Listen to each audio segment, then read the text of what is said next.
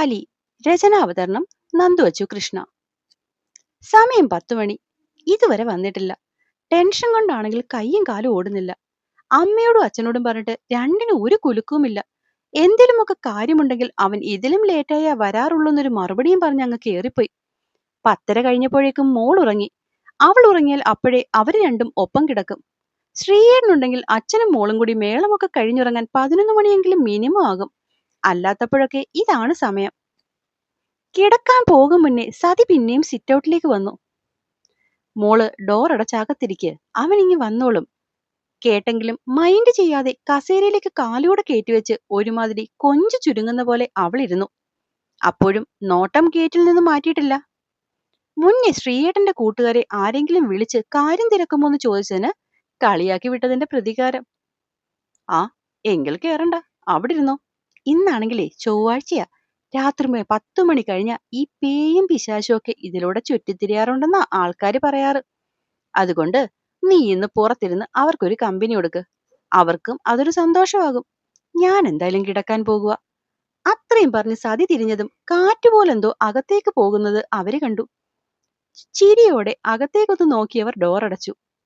പ്രേതം, ഭൂതം, ചാത്തൻ, പല്ലി, പാറ്റ അങ്ങനെ ഒരുമാതിരി സകല സാധനങ്ങളെയും അവൾക്ക് പേടിയാണെന്ന് അവളെ അറിയുന്ന എല്ലാവർക്കും അറിയാം. ഇടയ്ക്കൊക്കെ ഇതൊക്കെ പറഞ്ഞ് ശ്രീ അവളെ പറ്റിക്കുന്നത് കാണാറുമുണ്ട്. അന്നൊക്കെ താനാണ് അവനെ ഏറ്റവും കൂടുതൽ വഴക്ക് പറയാറ്. ആ താനാണ് ഇപ്പൊ ഇങ്ങനൊക്കെ. ഓർക്കെ ഓർക്കെ സതിക്ക് ചിരി വന്നിട്ട് പാടില്ലായിരുന്നു. പക്ഷെ അടക്കി പിടിച്ച ചിരി മുറിയിലെത്തും മുന്നേ പൊട്ടിപ്പോയിരുന്നു എന്ന് മനസ്സിലായത് നീലന്റെ നോട്ടത്തിലെ ദേഷ്യം കണ്ടായിരുന്നു. നിങ്ങൾ അമ്മയും മോനും ഒട്ടും മോശമല്ല കേട്ടോ. എന്തേലുമൊക്കെ വേണ്ടാദിനം പറഞ്ഞ കൊച്ചിനെ വെറുതെ അങ്ങ് പേടിപ്പിച്ചോണം. ഒന്നാമതേ അതൊരു ഭൂലോക പേടിച്ചു തൂറി. ഒപ്പം അവൻ വരാത്തതിന്റെ ടെൻഷൻ വേറെ. നീലൻ പല്ല് ഞെരിച്ചു. സതി അതിന് മറുപടി കൊടുക്കാതെ വെളുക്കുകയെന്ന് ചിരിച്ചു. പുറത്തു നടന്നതൊക്കെ കേട്ടിട്ടാണ് ഈ ചോദ്യം ചെയ്യലെന്നറിയാം. അതുകൊണ്ട് തന്നെ മൗനം വിദ്വാന് ഭൂഷണം ലൈനാണ് നല്ലത്. അല്ലേൽ നീലൻ രാക്ഷസനാകും. ദേവി. ദേഷ്യം അടക്കാൻ വയ്യാതാകും നീലൻ പിന്നെയും വിളിച്ചു. ദേഷ്യപ്പെടല്ലേ ഏട്ടാ. മനഃപൂർവ്വം പേടിപ്പിക്കാൻ വേണ്ടിയൊന്നും പറഞ്ഞതല്ല. അങ്ങനെ പറഞ്ഞില്ലായിരുന്നെങ്കിൽ ആ പെണ്ണ് രാത്രിയിലെ മഞ്ഞ് മുഴുവനും കൊണ്ട് പുറത്തു തന്നെ ഇരുന്നേനെ. അതുകൊണ്ടാ അങ്ങനൊക്കെ പറഞ്ഞത്. ഇനിയിപ്പോ അവനെ കാണാത്ത ടെൻഷനിലും അധികം പ്രേതവും ഭൂതവും എങ്ങാനും അകത്തേക്ക് വരുന്നുണ്ടോ എന്ന് നോക്കി ഇരുന്നോളൂ ആ പെണ്ണ്. ബെസ്റ്റ്. ഒക്കെ നിന്റെ മോൻ കാരണമാണ്. താമസിക്കുവാണേല് അവനൊന്ന് വിളിച്ചു പറഞ്ഞൂടെ? അതില്ല. പാവം കൊച്ച് ആകെ ടെൻഷൻ അടിച്ചിരിക്കുക.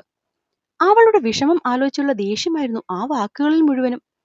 എന്റെ ഏട്ടാ, കോളേജിൽ എന്തോ പ്രോഗ്രാം ആയോണ്ട് അവൻ ഇനി കുറച്ചു ദിവസം താമസിക്കുമെന്ന് ഇന്നലെ കൂടി നമ്മളോട് പറഞ്ഞതല്ലേ. അതല്ലേ അവൻ ഇങ്ങനെ ലേറ്റ് ആവുന്നത്. അല്ലാതെ. അതെ, അതുകൊണ്ടാ അവൻ ലേറ്റ് ആവുന്നതെന്ന് നിനക്കും എനിക്കറിയാം. പക്ഷെ മോൾക്കറിയില്ലല്ലോ. അതൊട്ട് ആ കൊച്ചിനോട് പറയാൻ നീ സമ്മതിക്കുന്നുമില്ല. അല്ലെങ്കിൽ 24 മണിക്കൂറും അവള് തുമ്മിയോ കഴിച്ചോ കരഞ്ഞോ എന്നൊക്കെ നോക്കി നടക്കുന്നവളാ.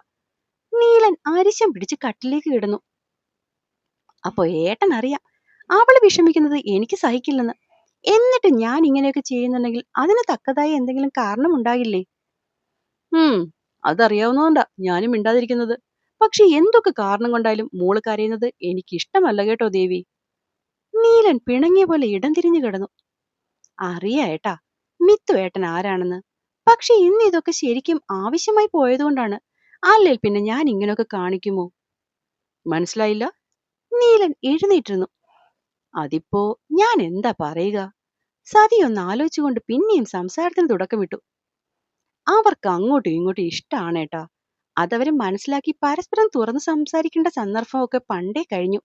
ശ്രീയായിട്ട് അതിന് തുടക്കമിട്ടാലും അവൾ എങ്ങനെയെങ്കിലും അവിടുന്ന് വഴുതി മാറിക്കളയും. കുറെയായി ഞാനിത് ശ്രദ്ധിക്കുന്നു. ഞാനായിട്ട് അവരുടെ ലൈഫിൽ ഇന്റർഫിയർ ചെയ്യണ്ടല്ലോ എന്ന് കരുതി ഒഴിഞ്ഞു നിന്നതാണ് ഇതുവരെ. പക്ഷെ ഇതിപ്പോ കറക്റ്റ് സിറ്റുവേഷൻ ആണ്. അവളുടെ ഒരു സ്വഭാവം വെച്ച് മനസ്സിലുള്ളത് ഇനിയും ഒളിപ്പിച്ചു വെക്കാൻ സാധ്യത കൂടുതലാണ്. അതിലും നല്ലത് മിത്തുവായി മോനോട് സംസാരിക്കുന്നതാണ്. ഇന്നാകുമ്പോ ദേഷ്യം നല്ലോണം വന്നിരിക്കുന്നതുകൊണ്ട് അവള് ദേഷ്യപ്പെടാനെങ്കിലും അവനോട് മിണ്ടും. ഒന്ന് മിണ്ടിക്കഴിഞ്ഞാൽ ഒക്കെ നേരെയാകുമെന്ന് എനിക്ക് ഉറപ്പാ. മനസ്സ് തുറന്ന് സംസാരിച്ചാൽ തീരുന്ന പ്രശ്നങ്ങളെ അവർക്കിടയിലുള്ളൂ. അതുകൊണ്ട് മാത്രമാണ് ഞാനിതൊക്കെ. സതി നീലനെ സമാധാനിപ്പിച്ചുകൊണ്ട് കയറിക്കിടന്നു. സതി പറഞ്ഞതൊക്കെ കാര്യമായതുകൊണ്ട് കൂടുതലൊന്നും പറയാതെ അയാളും കയറിക്കിടന്നു. ഒരു ഏറ്റുപറച്ചിൽ ഇവിടെ ആവശ്യമാണെന്ന് അയാൾക്കും തോന്നുന്നുണ്ടായിരുന്നു. എന്നാൽ കിടന്നിട്ടും ഉറക്കം വരാതെ സതി തിരിഞ്ഞും മറിഞ്ഞും കിടന്നു. എത്രയൊക്കെ ധൈര്യം കാണിച്ചാലും അവൻ വരാത്തതിൽ അവളും നല്ല ടെൻഷനിലാണെന്ന് നീലൻ അറിയാം. കുറെ നേരം കഴിഞ്ഞതും വെളിയിൽ കാറിന്റെ ഹോൺ കേട്ടു. സതിയിൽ നിന്നും ഒരു നെടുവീർപ്പുയർന്നു. അത് കണ്ടതും ചെറിയൊരു പുഞ്ചിരിയോടെ നീലൻ സൈഡ് ചെരിഞ്ഞ് കുഞ്ഞിനെ സതിയേം കെട്ടിപ്പിടിച്ചു കിടന്നു. ഇതേ സമയം മിത്തു കാറിന്റെ സൗണ്ട് കേട്ടതും ഓടിപ്പോയി ഡോറ് തുറന്ന് മുറ്റത്തേക്ക് പാഞ്ഞു. സൈഡ് ചേർത്ത് കാർ അകത്തേക്ക് കയറ്റുമ്പോൾ തന്നെ ശ്രീ കണ്ടു ഓടിയിറങ്ങി വരുന്നവളെ. അവളുടെ പിടഞ്ഞുള്ള വരവ് കണ്ടതും ശ്രീയുടെ ഉള്ളം നിറഞ്ഞു. ശ്രീ പെട്ടെന്ന് കാർ ഒതുക്കി പുറത്തേക്കിറങ്ങി. പാഞ്ഞു പിടിച്ചു വന്നവൾ നിലതെറ്റി വന്ന് വീണത് അവന്റെ നെഞ്ചിലേക്കായിരുന്നു. ശ്രീ അവളെ താഴെ വീഴും മുന്നേ അടങ്കം കെട്ടിപ്പിടിച്ചു. അതുവരെ അവനെ കാണാതിരുന്ന് കണ്ടതിന്റെ സന്തോഷത്തിൽ അവളും അവനെ ഇടുമ്പുപോലെ കെട്ടിച്ചു പിടിച്ചു. ഒരിക്കലും പ്രതീക്ഷിക്കാത്ത കാര്യം നടന്നതിന്റെ പകപ്പിൽ ശ്രീ ഒരു നിമിഷം പകച്ചെങ്കിലും ആ നിമിഷത്തെ സന്തോഷം കളയാൻ അവൻ ആഗ്രഹിച്ചില്ല. അത് മനസ്സ് മുഴുവനും നിറച്ചുകൊണ്ട് അവളെ അവൻ നെഞ്ചിലേക്ക് വരിഞ്ഞു മുറുക്കി. കുറെ നേരം രണ്ടുപേരും അതുപോലെ നിന്നു. വാതിൽ നിന്ന് പിന്തിരിഞ്ഞടക്കുമ്പോൾ സതിയുടെ കണ്ണുകൾ നിറഞ്ഞിരുന്നു. ജീവിതത്തിൽ ഏറ്റവും കൂടുതൽ സന്തോഷം തന്നൊരു കാഴ്ച. തിരിഞ്ഞു നടന്നതും മുന്നിൽ നിൽക്കുന്ന നീലനെ കണ്ടതും അവർ രണ്ടും കണ്ണമർത്തി തുടച്ച് അയാളുടെ കയ്യിലേക്ക് മുഖം താഴ്ത്തി. ദേവി, എന്തടോ, സന്തോഷിക്കല്ലേ വേണ്ടേ? കണ്ടോ?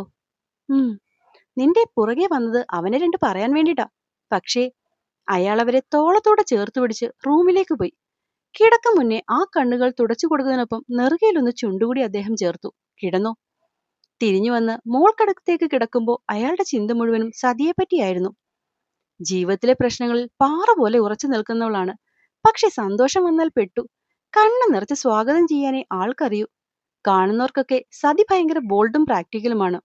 പക്ഷെ തനിക്കല്ലേ അറിയൂ തന്റെ ദേവി വെറും ഒരു പാവമാണെന്ന്. പുഞ്ചിരിയോടെ നീലൻ ഒരിക്കൽ കൂടി സതിയെ എത്തിയെന്ന് നോക്കി. ഉറങ്ങിയെന്ന് തോന്നുന്നു. കുറച്ചു നേരം കഴിഞ്ഞാണ് മിത്തുവിന് താൻ എന്താ ചെയ്തെന്നൊരു ബോധം വരുന്നത്. അവള് പെട്ടെന്ന് അവനിൽ നിന്നും പിടഞ്ഞു മാറി നേരെ നിൽക്കാൻ നോക്കി. ശ്രമം വെറും പരാജയമായിരുന്നു എന്ന് മനസ്സിലാവുന്നത് താൻ ഇപ്പോഴും ആ നെഞ്ചിൽ നിന്ന് അണുവിട മാറാതെ നിൽക്കുന്നു എന്നറിഞ്ഞപ്പോഴാണ്. അവൾ ഒന്നും കൂടി പിടഞ്ഞു നോക്കി.